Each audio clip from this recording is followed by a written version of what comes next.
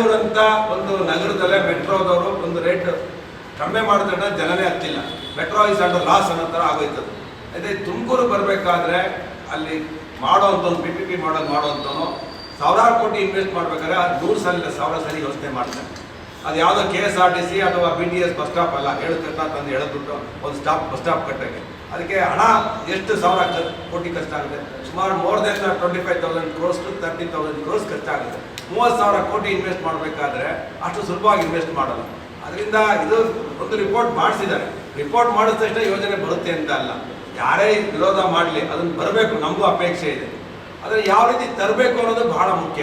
ಆ ರೀತಿಯ ಡೆವಲಪ್ಮೆಂಟ್ಗಳು ತುಮಕೂರಲ್ಲಿ ಆಗಬೇಕು, ಅಷ್ಟು ಜನ ಅಲ್ಲಿ ಓಡಾಡಂಗೆ ಆಗಬೇಕು.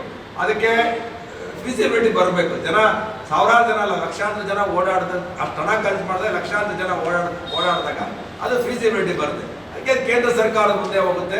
ಈಗಲೇ ವಿರೋಧ ಮಾಡೋದು ತಪ್ಪದು. ಯಾರೇ ಆಗಲಿ ಬಂದಾಗ ವಿರೋಧ ಮಾಡಬೇಕು. ಇನ್ನೂ ಇದರಲ್ಲೇ ಇದೆ, 1 ತಿಂಗಳು ಮಗುನೂ ಇನ್ನೂ ಇಲ್ಲ, ಗರ್ಭದಲ್ಲೇ 1 ತಿಂಗಳು ಈಗ ಮಗು ಪ್ರೆಗ್ನೆಂಟ್ ಆಗಿದೆ ಅಂತ ಹೇಳಿದ್ದಾರೆ.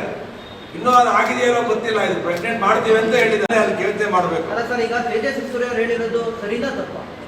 ಅವರ ಅಭಿಪ್ರಾಯ ನೋಡ್ರಿ. Tejasvi Surya is not a railway minister or is not a prime minister or chief minister. ಕೇಳ್ರಿ, ಅವರ ಅಭಿಪ್ರಾಯವನ್ನ ಹೇಳಿದ್ದಾರೆ ತೇಜಸ್ವಿ ಸೂರ್ಯ ಅವರು. ಎಲ್ಲರಿಗೆ ನನ್ನ ಅಭಿಪ್ರಾಯ ಹೇಳಿದ್ದೇನೆ. ಏನಂತ, ತುಮಕೂರಿಗೆ ಮೆಟ್ರೋ ರೈಲ್ ಬಂದ್ರೆ ಸ್ವಾಗತ ಮಾಡ್ತೇನೆ. ಆದರೆ 25,000 ಕೋಟಿ ಇನ್ವೆಸ್ಟ್ ಮಾಡಬೇಕಾದ್ರೆ ಯಾವ ಇನ್ವೆಸ್ಟರ್ ಬಂದು ಇನ್ವೆಸ್ಟ್ ಮಾಡ್ತಾನೆ, ಎಷ್ಟು ಲಾಭ ಎಷ್ಟು ನಷ್ಟ ಯೋಚನೆ ಮಾಡಿ ಇನ್ವೆಸ್ಟ್ ಮಾಡ್ತಾನೆ. ಬರೀ ನಾವು ಪೇಪರ್ಗೋಸ್ಕರ ಪತ್ರಿಕೆಗೋಸ್ಕರ ನಾವಿಲ್ಲಿ ಏನೋ ತಂದ್ಬಿಡ್ತೀವಿ ಅನ್ನೋದಲ್ಲ. ತಂದ ಮೇಲೆ ಹೇಳಿದಾಗ ಜನ ಅದನ್ನು ಒಪ್ತಾರೆ. ಅವ್ರ ಒಪಿನಿಯನ್ ಪ್ರಾಜೆಕ್ಟ್ಗೆ ನೆಗೆಟಿವ್ ಆಗಿ ನೋಡ್ರಿ.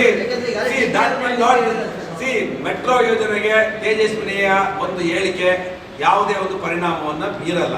ಸರ್ಕಾರ ನಿರ್ಧಾರ ಮಾಡೋದು, ರಾಜ್ಯ ಸರ್ಕಾರ ಮತ್ತೆ ಕೇಂದ್ರ ಸರ್ಕಾರ ನಿರ್ಧಾರ ಮಾಡೋದು. ಮೆಟ್ರೋ ರೈಲ್ ಬೇಕಾ ತುಮಕೂರಿಗೆ ಬೇಡವಾದ. ಸೋಮಣ್ಣ ಹೇಳ್ತಾರೆ ಕಳಿಸಿದ್ರೆ ನಾವು ಪ್ರಾಜೆಕ್ಟ್ ಅಪ್ರೂವ್ ಮಾಡಿಸೋ ಜವಾಬ್ದಾರಿ ನಂದು ಅಂತ ಹೇಳ್ತಾರೆ. ನೋಡ್ರಿ, ಇದು ಪ್ರೈಮ್ ಮಿನಿಸ್ಟರ್ ಮತ್ತೆ ಇದನ್ನ ಕ್ಯಾಬಿನೆಟ್ ಅಲ್ಲಿ ಅಪ್ರೂವ್ ಆಗುವಂಥದ್ದು.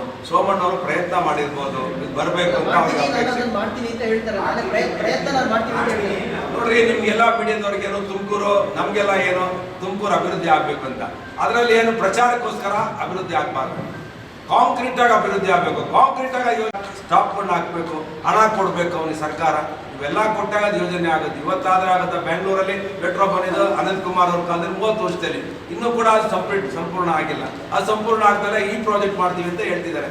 ಸಂತೋಷ, ಬರಲಿ ಮೆಟ್ರೋ. ನಮ್ಗೆ ವಿರೋಧ ಮಾಡಕ್ಕಾಗತ್ತಾ? ಕ್ಷಣ ಕ್ಷಣದ ಸುದ್ದಿಗಾಗಿ ಅಮೋಕ್ ಟಿವಿ ಯೂಟ್ಯೂಬ್ ಚಾನೆಲ್ಗೆ ಸಬ್ಸ್ಕ್ರೈಬ್ ಮಾಡಿ ಹಾಗೂ ಬೆಲ್ ಐಕಾನ್ ಮೇಲೆ ಕ್ಲಿಕ್ ಮಾಡಿ. ಅಮೋಕ್ ಟಿವಿ ಎಂದೆಂದಿಗೂ ನಿಮ್ಮೊಂದಿಗೆ.